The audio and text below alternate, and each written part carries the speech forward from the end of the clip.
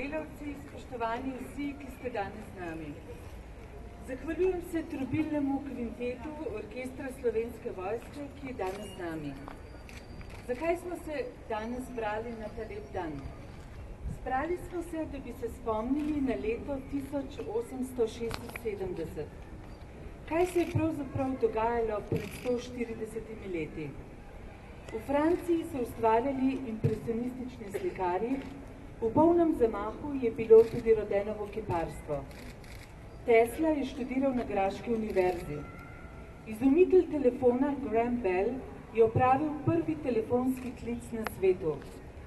Gospod Watson, pridite k meni, rad bi vas videl, je dejal svojemu pomočniku po telefonu.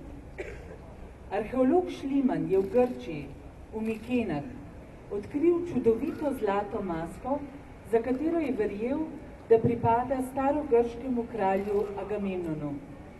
Ameriški pisatelj Mark Twain je za pustolovske mlade bralce objavil roman o Tomu Sawyerju.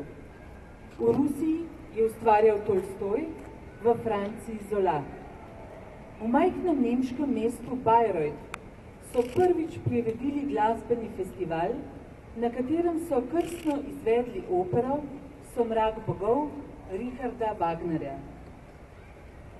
Ravno na današnji dan, se pravi 10. maja 1876, se je na Vrhniki revnemu krojaču Jožetu Cankarju in njegovi ženi Neži rodil Ivan.